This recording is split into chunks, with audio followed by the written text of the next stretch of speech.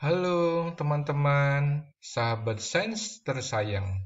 Bertemu kembali dengan Kak Oktav dalam tips sains itu asik. Kali ini Kak Oktav akan membahas IPA TPM pertama, paket yang kedua. Mari kita lihat soalnya. Di soal yang pertama itu ditampilkan rantai makanan. Maka tipsnya adalah tentukan produsen, konsumen tingkat 1, 2, 3, dan seterusnya.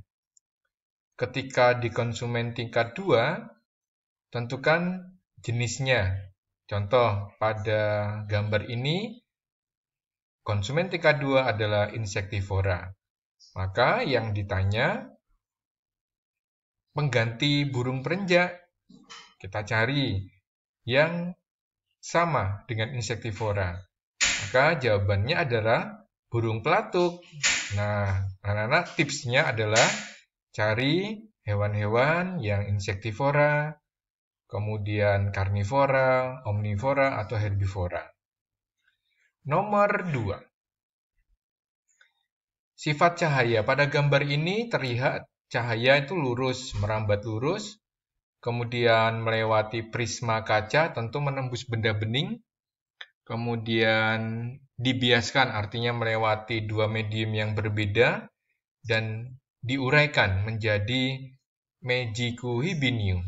Nah, maka diingat-ingat kalau ada gambar, tentukan dahulu sifat-sifat cahaya. Dan jawabannya adalah C, yaitu merambat lurus, kemudian dapat dibiaskan dan diuraikan. Tipsnya, nanti cari yang tidak mungkin, disilang, contoh, dipantulkan. Maka pilihlah pilian A, kan ada 3, ini dipantulkan tidak mungkin. B, Romawi 3 juga tidak mungkin. D, juga ada Romawi 3, juga tidak mungkin. Nomor 3, ini adalah gambar simbiosis. Nah, tipsnya adalah teman-teman membaca materi-materi. Kak Oktav memberi contoh di www.gramedia.com. Nanti dicari kira-kira simbiosis apa yang muncul. Nah, pada gambar ini, berdasarkan literatur yang Kak Oktav baca, pilihannya adalah A.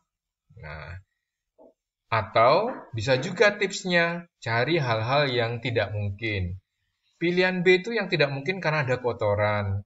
Ikan gobi mendapatkan pasokan oksigen, pada pilihan B juga tidak mungkin. Oksigen itu hanya dihasilkan oleh tumbuhan. Pilihan D, ikan udang pinston memakan parasit. Rasanya parasit tidak dimakan oleh udang pinston. Begitu ya. Nomor berikutnya. Ini adalah tentang adaptasi tumbuhan, cara-caranya. Coba identifikasi dulu dari setiap pernyataan. Kemudian muncul gambar. Ini gambarnya adalah lidah buaya. Kemudian mari kita pastikan yang mana yang sesuai dengan cara adaptasi.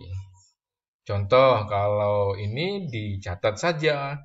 Kalau memang sesuai dengan gambar, ya, maka pilihannya C. Ya. Di sini sudah Kak Oktav bahas ya. Kemudian nomor 5. Ini tentang bagaimana kita menjaga kelestarian lingkungan.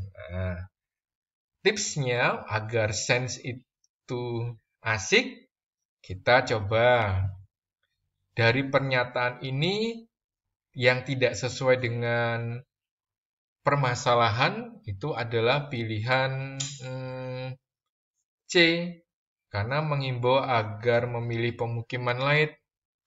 Rasanya kok sulit ya? Maka kita ada upaya dari pilihan A, kemudian B, yang masuk akal, D, dan E. Ini bisa ya. Cuma nanti triknya kalau ada pilihan B disalahkan. Nah, contohnya ini.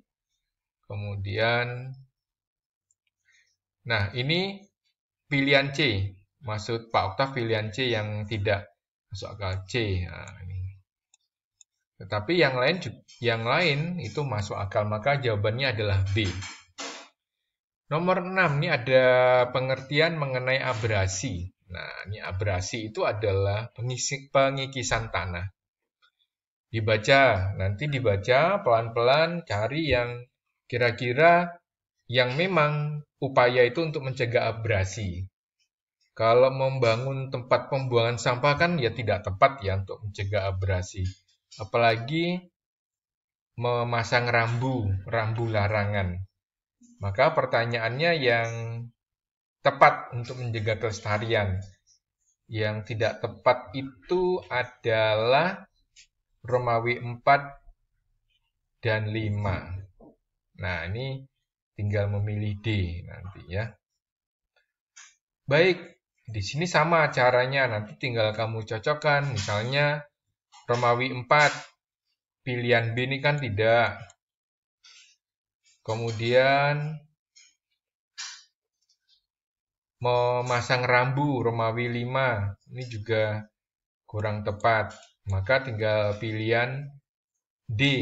Nah, D ini lebih lengkap ketimbang A karena membudidayakan terumbu karang. Jadi terumbu karang bisa untuk mencegah abrasi, ya, karena meningkatkan pelestarian lingkungan pantai. Nomor 7 ini tentang bagian-bagian dari tumbuhan. Nanti dipelajari kembali. Dan nanti kaitannya dengan fungsi dari bagian tersebut. Ini Kak Oktav memberi catatan agar sains itu asik. Transpirasi itu hilangnya air.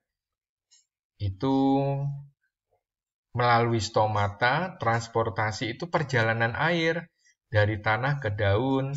Atau perjalanan karbohidrat hasil fotosintesis dari daun ke seluruh tubuh.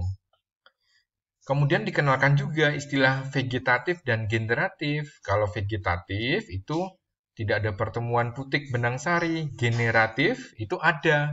Kata kuncinya gen. Nah, generatif itu berarti ada pertemuan ya. Maka jawabannya tentu C. Karena vegetatif ya ini ya. Ini kan tidak ada pertemuan dan cadangan makanan. Karena akar untuk menyimpan cadangan makanan. Metamorfosis, kita coba tips ya. Metamorfosis, Kak Oktav ngasih tips agar sains itu asik. Contoh nanti diidentifikasi hewan-hewannya. Kemudian nanti kalau sempurna itu kupunya selat kumbah. Kupu-kupu nyamuk, sesemut, lalat, kumbang, bah itu lebah. Nah, ditanya yang sama dari hidupnya. Maka kupu-kupu, nyamuk, semut itu sama. Dibuat coba tipsnya dengan jembatan keledai. Yuk. Nomor 9, ini ada gambar buaya. Nah, ini memang perlu kembali anak-anak atau teman-teman membaca literasi sains dari buku-buku yang ada. Kalau Kak Oktav senangnya membaca Bobo Grid ID atau National Geographic Kids. Itu lebih banyak. Maka jawabannya untuk alat gerak dan fungsi pada buaya itu adalah C, ya, 1, 2, 4. D itu sebenarnya yang menjadi permasalahan ada pilihan 5. Di sini kan pernyataannya hanya 4, ya. Oke, nomor 10 ini tentang sendi. Nah, diingat-ingat materi-materi tentang sendi. Kata kuncinya adalah bisa bergerak ke segala arah, maka tentu sendi peluru. Dicari yuk, lengan atas dan gelang bahu. Coba teman-teman pegang gelang bahunya dan gerakkan lengan atas dan gelang bahu. Bahu itu kan dapat ke seluruh atau ke segala arah, maka disebut sendi peluru. Boleh kok kita identifikasi untuk semuanya. Pangkal ibu jari itu sendi pelana, antar tulang leher dan tulang tengkorak sendi putar, dan tulang lutut itu engsel. Baik, 11 ini tentang pernafasan. Nah, nanti kalau pernafasan diingat-ingat, biasanya gambar yang muncul antara paru-paru, hidung, atau trakea atau tenggorokan. Dan kali ini yang muncul adalah alveolus atau gelembung udara. Ditanya proses yang terjadi, coba mari kita lihat pilihannya. Kalau pengaturan suhu dan kelembaban tentu ini di hidung. Pengambilan oksigen dan pelepasan karbon dioksida tentu di alveolus. Penyaringan debu ini tentu di hidung, ya. Pilihan D ini menuju ke bronkus. Tentu ini trakea ya, penyaluran udara ya. Maka pilihannya adalah B. Nah, nomor 12. Ini adalah gambar hewan dan pertanyaannya tentang kesamaan alat pernafasan. Yuk kita identifikasi dulu nama hewan dan alat pernafasannya. Kak Oktav sudah membuat catatan-catatan di sini. Memang tidak semua hewan Kak Oktav hafal, maka ada trik-triknya.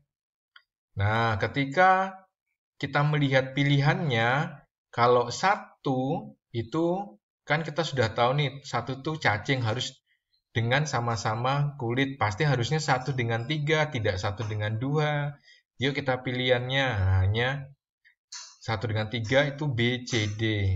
Kemudian lagi 1 dengan 5, apakah ada 1 dengan 5? Nah, maka jatuhannya B dengan C itu 1 dan 5. Tidak tepat, maka jatuhlah ke D. Nomor 3 tentang pencernaan makanan. Yuk, mari kita pelajari gambarnya. R ini adalah lambung, maka enzim yang bekerja untuk proses mencerna makanan itu adalah PR. PR itu kepanjangan dari P, pepsin, yaitu mengubah pepton, R, renin, mengendapkan protein susu. Dan di lambung itu ada asam klorida. Ingat, asam klorida bukan enzim, tapi dia berfungsi membunuh kuman. Yuk, mari kita identifikasi 1 sampai 6. Nah, coba kamu belajar mengidentifikasi. Menarik ya. Tentu tips ini bisa menguatkan anak-anak agar sains itu asik. Maka jawabannya adalah B. 1, 4, dan 6. Nanti dilihat sesuai dengan analisis Kak Oktav.